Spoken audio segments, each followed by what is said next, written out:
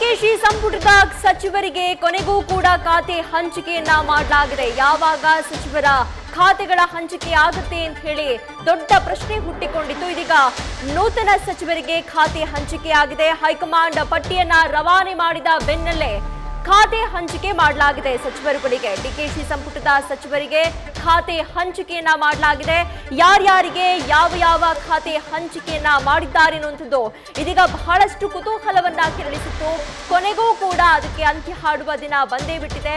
ನಾಳೆಯಿಂದ ಅಧಿವೇಶನ ಆರಂಭ ಆಗ್ತಾ ಇದೆ. ಅದಕ್ಕೂ ಮೊದಲೇ ಇದೀಗ ಡಿಕೆ ಶಿವಕುಮಾರ್ ಅವರ ಸಚಿವ ಸಂಪುಟದ ಸಚಿವರಿಗೆ ಖಾತೆ ಹಂಚಿಕೆಯನ್ನ ಮಾಡಲಾಗಿದೆ.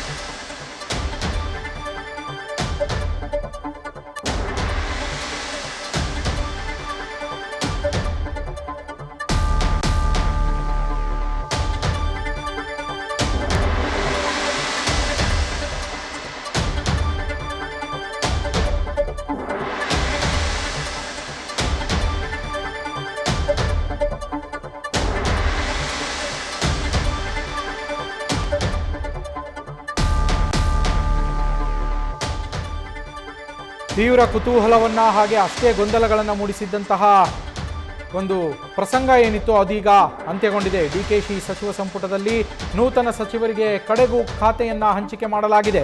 ಒಂದು ವಾರ ಕಳೆದಿತ್ತು. ಎಲ್ಲ ನೂತನ ಸಚಿವರೇನಿದ್ದಾರೆ ಪದಗ್ರಹಣವನ್ನ ಮಾಡಿ ಪ್ರಮಾಣ ವಚನವನ್ನು ಸ್ವೀಕರಿಸಿ, ಆದರೆ ಯಾರಿಗೆ ಯಾವ ಖಾತೆ ಅನ್ನೋದು ಗೊತ್ತಾಗಿರಲಿಲ್ಲ. ಇದೀಗ ಆ ಸಸ್ಪೆನ್ಸ್ಗೂ ಕೂಡ ತೆರೆ ಬಿದ್ದಿದೆ. ಅದಕ್ಕೆಲ್ಲ ಉತ್ತರ ಸಿಕ್ಕಿದೆ. ನೂತನ ಸಚಿವರಿಗೆ ಖಾತೆ ಹಂಚಿಕೆಯನ್ನ ಮಾಡಲಾಗಿರುವಂಥದ್ದು. ಇದೀಗ ಎಲ್ಲ ಸಚಿವರಿಗೂ ಅವರವರ ಖಾತೆಗಳನ್ನು ಅವರವರ ಜವಾಬ್ದಾರಿಗಳನ್ನು ವಹಿಸಿ ಆದೇಶವನ್ನು ನೀಡಲಾಗಿದೆ. ರಾಜಭವನಕ್ಕೆ ಈ ಪಟ್ಟಿ ಏನಿದೆ ಇದಿನ್ನೂ ರಾಜಭವನಕ್ಕೆ ರವಾನೆ ಆಗೋದಕ್ಕಿದೆ. ಸದ್ಯ ನಾಳೆಯಿಂದ ಮುಂಗಾರು ಅಧಿವೇಶನ ಏನು ಆರಂಭ ಆಗೋದಕ್ಕಿದೆ. ಈ ಹಿನ್ನೆಲೆಯಲ್ಲಿ ಈಗ ಖಾತೆ ಹಂಚಿಕೆ ಮಾಡಿರುವಂಥದ್ದು. ಡಿಕೆ ಶಿವಕುಮಾರ್ ಅವರು ಮುಖ್ಯಮಂತ್ರಿ ಆದ ಮೇಲೆ ನಡೀತಾ ಇರುವಂತಹ ಮೊದಲ ಅಧಿವೇಶನ ಇದು. ಇದರಲ್ಲಿ ಸಾಕಷ್ಟು ಸವಾಲುಗಳು ಅವರಿಗಿದ್ದಾವೆ. ಅದರ ಬೆನ್ನಲ್ಲೇ ಈಗ ಹೈಕಮಾಂಡ್ಗೆ ಏನು ಹೈಕಮಾಂಡ್ ಪಟ್ಟಿಯನ್ನು ರವಾನಿಸಿತ್ತು, ಆ ಪಟ್ಟಿ ಬಂದಿದೆ. ಖಾತೆ ಹಂಚಿಕೆಯನ್ನು ಮಾಡಲಾಗಿರುವಂಥದ್ದು. ಡಿಕೆ ಶಿವಕುಮಾರ್ ಸಚಿವ ಸಂಪುಟದ ಸಚಿವರಿಗೆ ಖಾತೆ ಹಂಚಿಕೆ ಆಗಿದೆ. ಎಲ್ಲ ನೂತನ ಸಚಿವರಿಗೂ ಕೂಡ ಖಾತೆ ಹಂಚಿಕೆ ಆಗಿರುವಂಥದ್ದು. ಹೈಕಮಾಂಡ್ ಪಟ್ಟಿ ರವಾನೆ ಬೆನ್ನಲ್ಲೇ ಹಂಚಿಕೆಯನ್ನು ಮಾಡಲಾಗಿದೆ.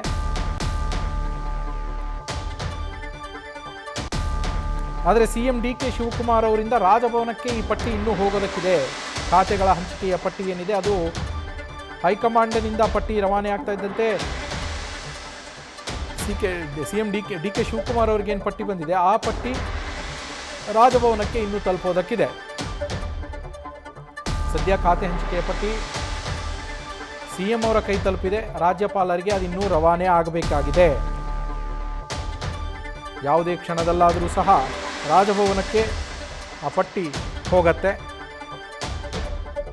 ಭಾರಿ ಕುತೂಹಲ ಮೂಡಿಸಿತ್ತು. ಸದ್ಯ ಒಂದೊಂದಾಗಿ ಮಾಹಿತಿಗಳು ಹೊರ ಬರ್ತಾ ಇರುವಂಥದ್ದು.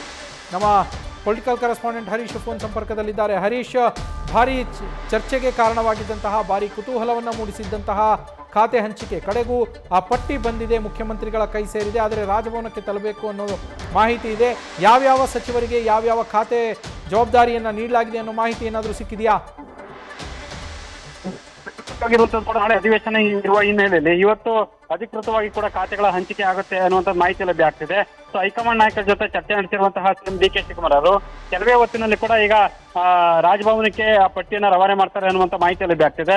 ಸೊ ಹಾಗಾಗಿ ರಾಜಭವನಕ್ಕೆ ತಲುಪುತ್ತಿದ್ದಂತೆ ಕೂಡ ಅಧಿಕೃತವಾಗಿ ಅದು ಖಾತೆಗಳ ಹಂಚಿಕೆ ಪಟ್ಟಿ ಬಿಡುಗಡೆ ಆಗುತ್ತೆ ಅನ್ನುವಂಥ ಮಾಹಿತಿ ಲಭ್ಯ ಆಗ್ತಿದೆ. ಹಾಗಾಗಿ ಸದ್ಯಕ್ಕೆ ಈಗ ರಾಜಭವನಕ್ಕೆ ಇನ್ನೂ ರವಾನೆ ಆಗಿಲ್ಲ ಅನ್ನುವಂಥ ಮಾಹಿತಿ ಲಭ್ಯ ಆಗಿದೆ. ಹಾಗಾಗಿ ಖಾತೆಗಳಿಗೆ ಸಂಬಂಧಪಟ್ಟಂಗೆ ಈಗ 19 ಜನರ ಜೊತೆಗೆ ಒಂದಷ್ಟು ಹಿರಿಯರದ್ದು ಕೂಡ ಬದಲಾವಣೆ ಆಗುತ್ತೆ ಅನ್ನುವಂಥ ಮಾಹಿತಿ ಲಭ್ಯ ಆಗ್ತಿದೆ. ಆದ್ರೆ ಖಾತೆಗಳ ಹಂಚಿಕೆಗೆ ಸಂಬಂಧಪಟ್ಟಂಗೆ ಈ ಹಿಂದೆ ಈ ಮಧು ಬಂಗಾರಪ್ಪ ಆಗಿರ್ಬೋದು, ಸಂತೋಷ್ ರಾಡ್ ಆಗಿರ್ಬೋದು, ಇವರೆಲ್ಲರೂ ಕೂಡ ಹಿಂದೆಗಡೆ ಸಿದ್ದರಾಮಯ್ಯ ಅವಧಿಯಲ್ಲಿ ಯಾವೆಲ್ಲ ಖಾತೆಗಳು ಮಾಡಿದ್ರು ಬಹುತೇಕ ಅದೇ ಖಾತೆಗಳನ್ನ ಹಂಚಿಕೆ ಮಾಡಲಾಗ್ತಿದೆ ಅನ್ನುವಂತ ಮಾಹಿತಿ ಲಭ್ಯ ಆಗ್ತಿದೆ. ಆದ್ರೆ ಅಧಿಕೃತ ಮಾಹಿತಿಗಾಗಿ ಅಷ್ಟೇ ನಾವು ಕಾಯ್ತಾ ಇರುವಂತದ್ದು. ನವೀನ್. ಹರೀಶ್, ಹಿರಿಯ ಸಚಿವರು ಒಂದಷ್ಟು ಜನ ತಮಗೆ ಈ ಖಾತೆ ಬೇಡ, ಇಂಥ ಕೊಟ್ಟಿರೋ ಖಾತೆ ಸರಿ ಇಲ್ಲ, ನಮಗೆ ಬೇರೆ ಖಾತೆ ಬೇಕು ಅಂತೇಳಿ ಡಿಮ್ಯಾಂಡನ್ನು ಇಟ್ಟಿದ್ರು. ಎಷ್ಟು ಜನರ ಬದಲಾವಣೆ ಆಗ್ಬೋದು, ಯಾರ್ಯಾರ ಬದಲಾವಣೆ ಆಗುವ ಸಾಧ್ಯತೆಗಳಿದೆ? ನವೀನ್, ಈಗಾಗಲೇ ಕೂಡ ಕೆಲವರು ಖಾತೆಗಳ ಬದಲಾವಣೆಗಾಗಿ ಬಿಗಿಪಟ್ಟು ನಡೆದಿದ್ರು. ಸೊ ಆ ಜಲಸಂಪನ್ಮೂಲ ಸಚಿವ ಆಗಿರುವಂತಹ ರಾಮಲಿಂಗಾರೆಡ್ಡಿ ಅವರು ತಮಗೆ ಈ ಖಾತೆ ಬೇಡ ಅನ್ನುವಂತ ಬಿಗಿಪಟ್ಟು ನೀಡಿದ್ರು, ರಾಜೀನಾಮೆಯನ್ನು ಕೊಟ್ಟಿದ್ರು. ಒಂದು ಅಂತ ಈಗ ಅದೇ ಖಾತೆಯಲ್ಲಿ ನಿಭಾಯಿಸ್ತಾ ಇದ್ದಾರೆ. ಸದ್ಯ ಅವರನ್ನು ಕೂಡ ಮನವೊಲಿಸುವಂತ ಪ್ರಯತ್ನ ಆಗಿತ್ತು. ಆದ್ರೆ ಅಂತಿಮವಾಗಿ ಹೈಕಮಾಂಡ್ ನಾಯಕರು ಅವರಿಗೆ ಖಾತೆ ಬದಲಾವಣೆಯ ಒಂದು ಭರವಸೆ ಕೊಟ್ಟಿದ್ದಾರೆ ಅಂತ ಹೇಳಲಾಗ್ತದೆ. ಬಹುಶಃ ಅವರ ಖಾತೆಯನ್ನು ಕೂಡ ಬದಲಾಗುವಂತ ಸಾಧ್ಯತೆ ಇದೆ ಅಂತ ಹೇಳಲಾಗ್ತದೆ. ಸತೀಶ್ ಜಾರಕಿಹೊಳಿ ಅವರು ಕೂಡ ಖಾತೆ ಬದಲಾವಣೆಗೆ ಸಂಬಂಧಪಟ್ಟಂಗೆ ಅಥವಾ ಹೆಚ್ಚುವರಿ ಖಾತೆಗೆ ಸಂಬಂಧಪಟ್ಟಂಗೆ ಹೈಕಮಾಂಡ್ ನಾಯಕರ ಜೊತೆ ಚರ್ಚೆ ನಡೆಸಿದ್ರು. ಮತ್ತೆ ಖುದ್ದು ಹೈಕಮಾಂಡ್ ನಾಯಕರು ಅವರಿಗೆ ದೂರವಾಣಿ ಮೂಲಕ ಮಾತುಕತೆಯನ್ನು ಕೂಡ ನಡೆಸಿದ್ರು. ಸೊ ಹಾಗಾಗಿ ಅವರ ಖಾತೆ ವಿಚಾರವಾಗಿ ಕೂಡ ಒಂದು ಚರ್ಚೆ ಆಗ್ತಾ ಇದೆ. ಸೊ ಇನ್ನು KH ಮುನಿಯಪ್ಪ ಅವರು ಕೂಡ ಸಮಾಜ ಕಲ್ಯಾಣ ಇಲಾಖೆ ಖಾತೆ ಬೇಕು ಅನ್ನುವಂತ ಬಿಗಿಪಟ್ಟು ನೀಡಿದ್ರು. ಆ ಹಿನ್ನೆಲೆಯಲ್ಲಿ ದೆಹಲಿಗೆ ತೆರಳಿದ್ರು, ಹೈಕಮಾಂಡ್ ನಾಯಕರನ್ನ ಒತ್ತಾಯ ಮಾಡಿದ್ರು. ಆದ್ರೆ ಅವ್ರ ಖಾತೆ ವಿಚಾರವಾಗಿ ಕೂಡ ಹೈಕಮಾಂಡ್ ನಾಯಕರು ಯಾವ ತೀರ್ಮಾನ ಕೈಗೊಳ್ತಾರೆ ಅನ್ನುವಂತ ಕುತೂಹಲ ಮೂಡಿಸಿದೆ. ಇನ್ನು ಕಂದಾಯ ಸಚಿವರಾಗಿರುವಂತಹ DCM ಡಾಕ್ಟರ್ G ಪರಮೇಶ್ವರ್ ಅವರು ಖಾತೆ ವಿಚಾರವಾಗಿ ಕೂಡ ಚರ್ಚೆ ಆಗ್ತದೆ. ಒಂದು ಮುಜರಾಯಿ ಖಾತೆಯನ್ನು ಬದಲಾಯಿಸುವಂತ ಸಾಧ್ಯತೆ ಇದೆ, ಮತ್ತೆ ಪರಮೇಶ್ವರರ ಖಾತೆಯಲ್ಲೂ ಬದಲಾವಣೆ ಆಗುವಂತ ಸಾಧ್ಯತೆ ಇದೆ ಅನ್ನುವಂತ ಮಾಹಿತಿ ಲಭ್ಯ ಆಗ್ತಾ ಇದೆ ನವೀನ್. ಆದ್ರೆ ಸ್ಪಷ್ಟವಾಗಿ ಅಧಿಕೃತವಾಗಿ ಇನ್ನೂ ಅದು ಆಗ್ಬೇಕಾಗಿರುವಂತದ್ದು ಅಷ್ಟೇ ನವೀನ್. ಹರೀಶ್, ಇಲ್ಲಿ ಅಸಮಾಧಾನಿತ ಶಾಸಕರೇನಿದ್ದಾರೆ ಸಚಿವ ಸ್ಥಾನ ಸಿಗದೆ, ಅವರನ್ನ ಸಮಾಧಾನ ಪಡಿಸೋದಕ್ಕೆ ಒಂದಷ್ಟು ಬದಲಾವಣೆಗಳನ್ನು ಮಾಡಬೇಕು ಅಂತ ಅಂದುಕೊಂಡಿದ್ರು. ಅವರಿಗೆ ಸಚಿವ ಸ್ಥಾನ ಕಲ್ಪಿಸುವ ಬಗ್ಗೆ ಕೂಡ, ಉದಾಹರಣೆಗೆ ವಿಜಯನಗರ ಕ್ಷೇತ್ರದ ಕೃಷ್ಣಪ್ಪ ಅವರಾಗಿರ್ಬೋದು, ಹಾಗೆ ಮಹಿಳಾ ಕೋಟಾದ ಇನ್ನೂ ಒಂದು ಸಚಿವ ಸ್ಥಾನ ಬಾಕಿ ಇದೆ. ಇದೆಲ್ಲವೂ ಬಹುಶಃ ಅಧಿವೇಶನ ಮುಗಿಯೋವರೆಗೂ ಹಾಗಿದ್ರೆ ಪೆಂಡಿಂಗಲ್ಲೇ ಉಳಿಯುತ್ತಾ ಅಂತ? ನವೀನ್, ಬಹಳ ಮುಖ್ಯವಾಗಿ ಈಗ ಅಸಮಾಧಾನಿತರನ್ನ ಮನವೊಲಿಸತಕ್ಕಂಥ ಒಂದು ಪ್ರಯತ್ನ ಆಗ್ತಾ ಇದೆ. ಆದ್ರೆ CM DK ಶಿವಕುಮಾರ್ ಅವರು ಅಧಿವೇಶನಕ್ಕೂ ಮೊದಲೇ ಯಾವುದೇ ಬದಲಾವಣೆ ಇಲ್ಲ ಅನ್ನುವಂತ ಮಾತನ್ನ ಸ್ಪಷ್ಟವಾಗಿ ಹೇಳುವಂತ ಪ್ರಯತ್ನ ಮಾಡಿದ್ದಾರೆ. ಅಂತಿಮವಾಗಿ ಅಧಿವೇಶನದ ಬಳಿಕ ಬದಲಾವಣೆ ಮಾಡುವಂತ ಸಾಧ್ಯತೆ ದಟ್ಟವಾಗಿದೆ. ಆದರೆ ಕೃಷ್ಣಪ್ಪ ಅವರಾಗಿರ್ಬೋದು, ದಿನೇಶ್ ಗುಂಡೂರಾವ್, HK ಪಾಟೀಲ್ ಆಗಿರ್ಬೋದು, ಜಯಚಂದ್ರ ಇವರೆಲ್ಲರೂ ಕೂಡ ಮನವೊಲಿಸತಕ್ಕಂಥ ಒಂದು ಪ್ರಯತ್ನ ಮುಂದುವರೆದಿದೆ.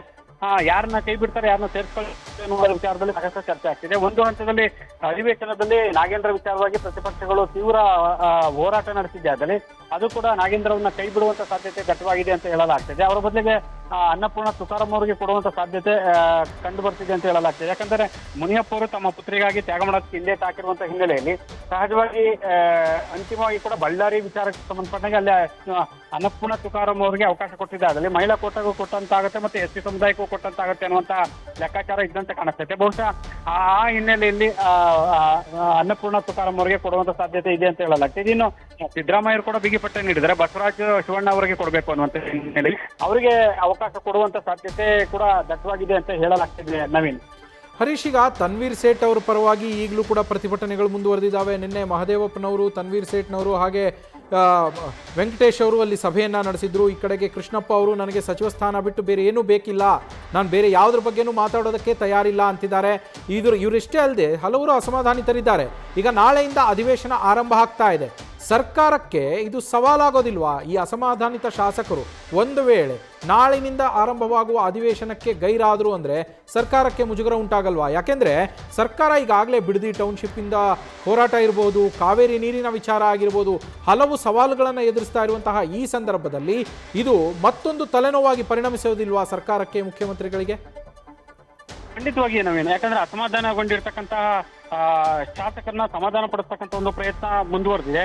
ಸೊ ಹಾಗಾಗಿ ಸದ್ಯದ ಪರಿಸ್ಥಿತಿಯಲ್ಲಿ ಅಧಿವೇಶನದ ಮೇಲೆ ಯಾವ ರೀತಿ ಪರಿಣಾಮ ಬೀರುತ್ತೆ ಅನ್ನೋ ಮಾಡಿಕೊಟ್ಟಿದೆ. ಒಂದು ಅಸಮಾಧಾನಿತರು ಒಂದು ವೇಳೆ ಅಧಿವೇಶನಕ್ಕೆ ಗೈರಾಗಿದ್ದಾರೆ, ಬೇರೆ ರೀತಿಯ ಸಂದೇಶ ರವಾನೆ ಆಗುತ್ತೆ. DK ಶಿವಕುಮಾರ್ ನಾಯಕತ್ವದ ಮೇಲೆ ಕೂಡ ಪರಿಣಾಮ ಬೀರುವಂತ ಸಾಧ್ಯತೆ ಇದೆ. ಹಾಗಾಗಿ DK ಶಿವಕುಮಾರ್ ಅವರು ಇವತ್ತು ಸಚಿವರ ಸಭೆಯನ್ನ ಕೂಡ ಕರೆದಿದ್ದಾರೆ. ಸಭೆಯಲ್ಲಿ ಅಧಿವೇಶನದಲ್ಲಿ ಯಾವ ರೀತಿ ಉತ್ತರ ಕೊಡಬೇಕಾಗತ್ತೆ, ಯಾವ ಪ್ರತಿಪಕ್ಷಗಳನ್ನ ಹೇಗೆ ಎದುರಿಸಬೇಕಾಗತ್ತೆ, ಜೊತೆಗೆ ಯಾವ್ಯಾವ ಪ್ರಶ್ನೆಗೆ ಏನೇನು ಉತ್ತರ ಕೊಡಬೇಕಾಗತ್ತೆ, ಇಲಾಖೆವಾರು ಯಾವ ರೀತಿ ಮಾಹಿತಿಯನ್ನು ಕೊಡಬೇಕಾಗತ್ತೆ, ಮತ್ತೆ ಪ್ರತಿಪಕ್ಷಗಳ ಆರೋಪಗಳಿಗೆ ಯಾವ ರೀತಿ DK ಶಿವಕುಮಾರ್ ಅವರು ಸಚಿವರ ಜೊತೆ ಇವತ್ತು ಪ್ರಮುಖವಾಗಿ ಸಭೆಯನ್ನು ಕೂಡ ನಡೆಸ್ತಾರೆ. ಜೊತೆಗೆ ಶಾಸಕರಿಗೂ ಕೂಡ ಶಾಸಕಾಂಗ ಸಭೆಯನ್ನು ಕರೆದು ಅಲ್ಲಿ ಅವರಿಗೆ ಒಂದಷ್ಟು ಮನವರಿಕೆ ಮಾಡಿಕೊಡ್ತಕ್ಕಂಥ ಒಂದು ಪ್ರಯತ್ನ ಕೂಡ CM DK ಶಿವಕುಮಾರ್ ಅವರಿಂದ ಆಗುತ್ತೆ ಅಂತ ಹೇಳಲಾಗ್ತಿದೆ. ಆದ್ರೆ ಮಾಜಿ ಮುಖ್ಯಮಂತ್ರಿ ಸಿದ್ದರಾಮಯ್ಯ ಅವರ ನಡೆ ಬಗ್ಗೆ ಸಾಕಷ್ಟು ಕುತೂಹಲ ಮೂಡಿಸಿದೆ. ಅಂದ್ರೆ ಅವರು ಅಧಿವೇಶನಕ್ಕೆ ಬರುವಂತ ನಿಟ್ಟಿನಲ್ಲಿ ಕೂಡ ಯಾವುದೇ ರೀತಿಯಲ್ಲಿ ಅಧಿಕೃತವಾಗಿ ಅವರು ಯಾವುದೇ ರೀತಿಯ ಪ್ರತಿಕ್ರಿಯೆ ಕೊಡ್ತಾ ಇಲ್ಲ, ಮೌನಕ್ಕೆ ಶರಣಾಗಿದ್ದಾರೆ. ಹಾಗಾಗಿ ಅವ್ರ ನಡೆ ಬಗ್ಗೆ ಸಾಕಷ್ಟು ಕೂಡ CM DK ಶಿವಕುಮಾರ್ ಅವರಿಗೆ ಒಂದಷ್ಟು ಆತಂಕ ಸೃಷ್ಟಿ ಮಾಡಿದೆ. ಈ ಹಿನ್ನೆಲೆ ನೋಡಿದ್ರೆ ಈ ಬಾರಿಯ ಅಧಿವೇಶನ ಅದು ಕೂಡ CM DK ಶಿವಕುಮಾರ್ ಅವರಿಗೆ ಚೊಚ್ಚಲ ಅಧಿವೇಶನ, ಮತ್ತೆ ದೊಡ್ಡ ಮಟ್ಟದ ಸವಾಲು ಕೂಡ ಇದೆ. ಒಂದ್ ರೀತಿ ಅಗ್ನಿ ಪರೀಕ್ಷೆ ಕೂಡ ಆಗುವಂತ ಸಾಧ್ಯತೆ ದಟ್ಟವಾಗಿದೆ. ಈ ಹಿನ್ನೆಲೆಯಲ್ಲಿ ಡಿ ಕೆ ಶಿವಕುಮಾರ್ ಅವರು ಈ ಒಂದು ಅಧಿವೇಶನ ಹೇಗೆ ಎದುರಿಸ್ತಾರೆ ಅನ್ನುವಂಥದ್ದು ಕೂಡ ಸಾಕಷ್ಟು ಕುತೂಹಲಕ್ಕೆ ಎಡೆ ಮಾಡಿಕೊಟ್ಟಿದೆ ನವೀನ್. Thank you Harish.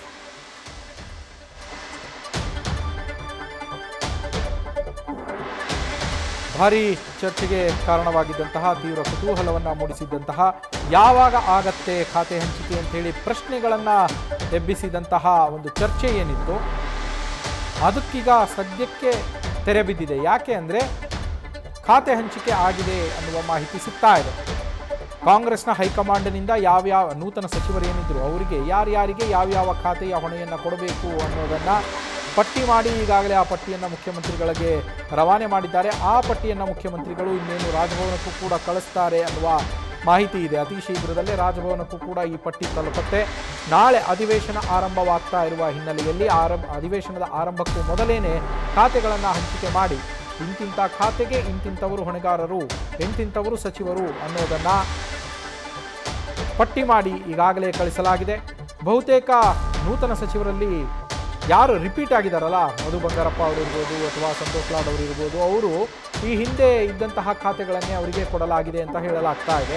ಅಷ್ಟೇ ಅಲ್ಲ, ಮೊದಲ ಹಂತದಲ್ಲಿ ಏನು ಸಚಿವರಾಗಿ ಪ್ರಮಾಣವನ್ನು ಸ್ವೀಕರಿಸಿದ್ರು, ಪ್ರಮಾಣ ವಚನವನ್ನು, ಅದರಲ್ಲಿ ಒಂದಷ್ಟು ಅಸಮಾಧಾನಿತರಿದ್ದಾರೆ. ಈಗ ಕೃಷ್ಣ ಬೈರೇಗೌಡರು ಮೊದಲಿಗೆ ನನಗೆ BDA ಖಾತೆ ಬೇಡ ಅಂತ ಹೇಳಿದರು. ರಾಮಲಿಂಗಾರೆಡ್ಡಿ ಅವರು ಜಲಸಂಪನ್ಮೂಲ ಖಾತೆಯನ್ನು ಬೇಡ ಅಂತ ಹೇಳಿದರು. ಹೀಗೆ ಒಂದಷ್ಟು ಅಲ್ಲಿ ಯಾರು ನಮಗೆ ಖಾತೆ ಬದಲಾವಣೆ ಮಾಡಿ ಅಂತ ಹೇಳಿ ಬೇಡಿಕೆಯನ್ನು ಇಟ್ಟಿದ್ರೋ ಅವರಿಗೆ ಖಾತೆ ಬದಲಾವಣೆ ಮಾಡಲಾಗಿದೆ ಅಥವಾ ಮಾಡಲಾಗತ್ತೆ ಅಂತ ಕೂಡ ಹೇಳಲಾಗ್ತಾ ಇದೆ. ಅದು ಅಧಿಕೃತವಾಗಿ ಪಟ್ಟಿ ಹೊರಬಂದ ಮೇಲಷ್ಟೇ ಗೊತ್ತಾಗತ್ತೆ. ಈಗಿರುವ ಮಾಹಿತಿಯ ಪ್ರಕಾರ ಖಾತೆ ಹಂಚಿಕೆ ಆಗಿದೆ, ಸಚಿವರುಗಳಿಗೆ ಮಾಹಿತಿಯನ್ನು ರವಾನೆ ಮಾಡಲಾಗಿದೆ, ಇಂತಿಂಥವರಿಗೆ ಇಂತಿಂಥ ಖಾತೆ ಅನ್ನೋದನ್ನು. ಆದರೆ ರಾಜಭವನಕ್ಕೆ ಇನ್ನೂ ಪಟ್ಟಿ ತಲುಪೋದಕ್ಕಿದೆ. CM ಕೈ ಸೇರಿದೆ, ರಾಜಭವನಕ್ಕೆ ಇನ್ನೂ ಅದು ತಲುಪಿಲ್ಲ. ರಾಜ್ಯಪಾಲರಿಗೆ ರವಾನೆ ಆಗಬೇಕಾಗಿದೆ. ಈ ನೂತನ ಸಚಿವರಿಗೆ ಖಾತೆ ಹಂಚಿಕೆಯ ಪಟ್ಟಿ ಏನಿದೆ ಅದು ರಾಜಭವನಕ್ಕೆ ಇನ್ನೂ ರವಾನೆ ಆಗಿಲ್ಲ.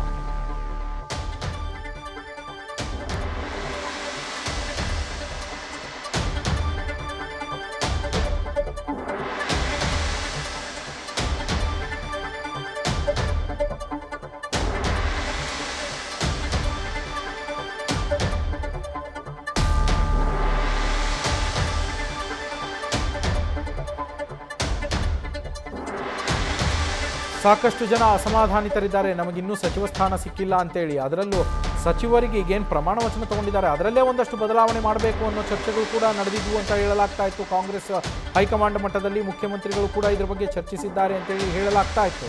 ಈಗಾಗಲೇ ಯಾರೆಲ್ಲ ಅಸಮಾಧಾನಿತರಿದ್ದಾರೋ ಅವರನ್ನೆಲ್ಲ ಖುದ್ದು ಭೇಟಿಯಾಗಿ ಅವರನ್ನು ಸಮಾಧಾನ ಪಡಿಸುವಂತಹ ಕೆಲಸಗಳು ಕೂಡ ನಡೀತಾ ಇದ್ದಾವೆ.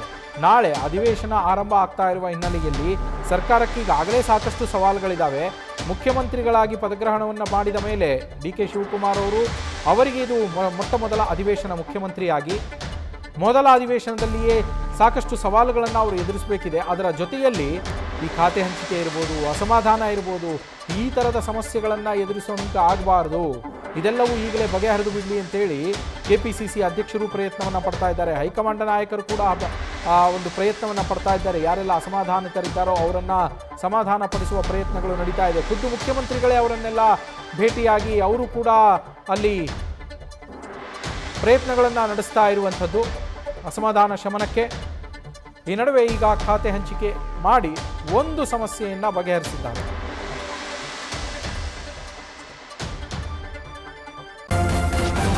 ನ್ಯೂಸ್ ಫಸ್ಟ್ ನಿರ್ಭೀತಿಯಿಂದ ನಿಮ್ಮ ಪರವಾಗಿ.